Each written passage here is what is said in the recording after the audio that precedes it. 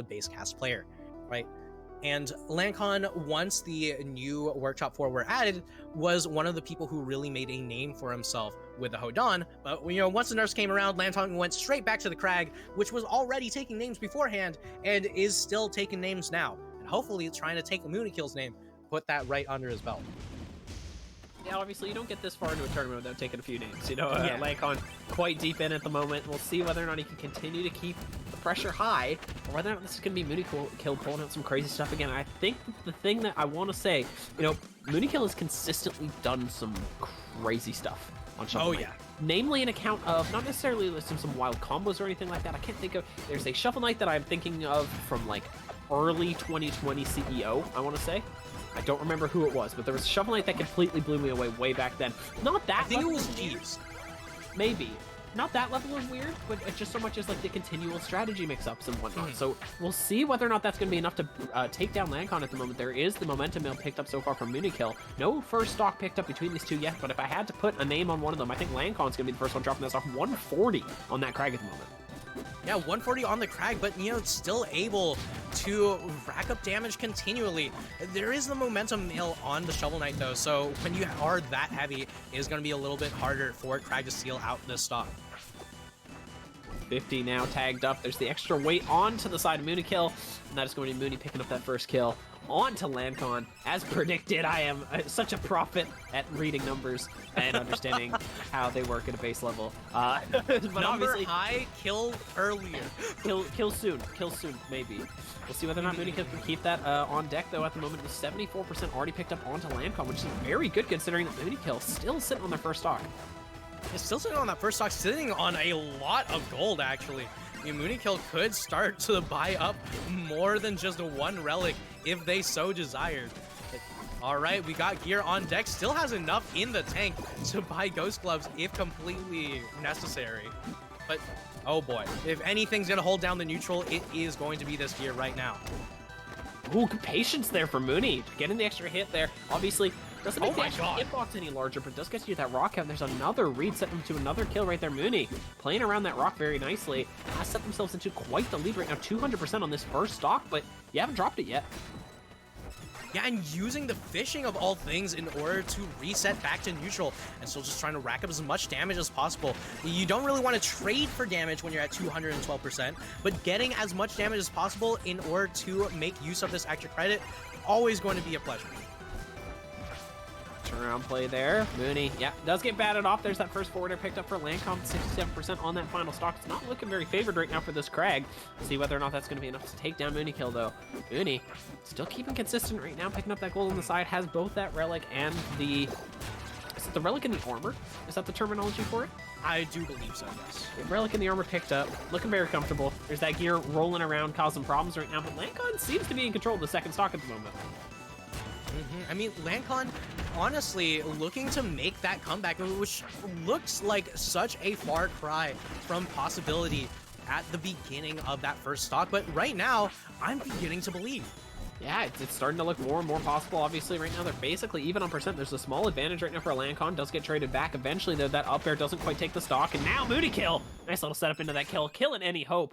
Potentially there for Landkon coming back, and that is the stock picked up, cleaned up. I mean, that is a beautifully clean stock, but moonnikill, the thing is, right, you're trying to take a set. You're not trying to take a game, you're trying to take the full set. And Landkon right there, I think, did a beautiful job at killing a lot of moonikill's momentum, and by bringing it over to Endless Abyss, it's going to be another statement game, right? Who has the better grounded neutral? And Landkon thinks that it's him. So if that's what we're going for, we gotta see that. We gotta see that adjustment come out from Landkon. Oh god, I just read what Cork said. Oh jeez. Anyway, Landkon getting hit up a little bit on the side here. Great setup there for moonnikill. Doesn't manage to turn that one into a kill on its own there. Getting caught fish on the floor a little bit there. Landkon now starting to go for that combo off the side right there. This is turning up to be quite explosive, the first 30 of this one. Yeah, I mean, definitely a terrifying start for, both players, honestly. Like, they've both gotten so close to death both times. But either way, moonnikill at 74%, more than happy to take Landkon straight off the top. And the statement stage is making a statement that does not seem to be in Landkon's favor right now. Yeah, it's hasn't been favored at all right now. There's that forward strong, not going to take anything down. Good break on the pillar there, but instant reaction there from moonnikill to try and bring things back the other way. Down strong still not going to steal things out right now. 121% right now, and look at the damage coming back from moonnikill now.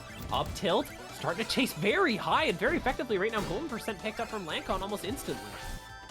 And moonnikill more than happy to literally just start buying in Landkon's face.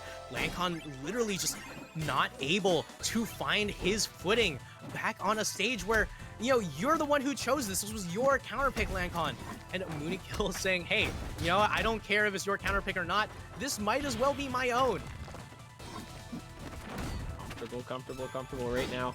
See whether or not moonnikill can really be broken out of this. This seems to be where they're happiest, you know? It's just another setup found right there. Momentum maltreating them very well. It's consistent comfort, you know? moonnikill getting good at setting up, finding their... basically just setting up shop, you know? It's been very difficult for Landkon to break through. Yeah, I mean, Landkon's been having a lot of trouble finding footing. Not only that, but like just staying on the stage, right? Where this is a stage where you have to play a lot of ground and neutral, but mooonnikill's been getting so much value out of these back airs, out of these up airs.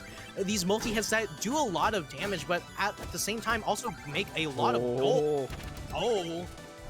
Very good setup there from moonnikill, almost getting that setup off the side. Doesn't quite find it, but that's a lot of percent. Instead, that down strong causes problems. Game number 2 going over to moonnikill there. Oh my lord. Yeah, and just like that, moonnikill going to be going up 2-0, and Landkon needs to make some strong adjustments if we're going to be able to see any more of him in this bracket. Yeah, it really is not looking comfortable for Landkon right now. This is looking all moonnikill at the moment. So we'll see whether or not this is going to be a recurring trend or not, because I don't know. It's just kind of looking all moony right now. It's hard to see really how Landkon can start to make some changes right now. It just seems it seems like it's everywhere. It's not just on the edge guards. It's not just on the approach options, anything like that. Just seems like Mooney has consistently had the advantage all throughout this, and really Landkon needs to find another gear.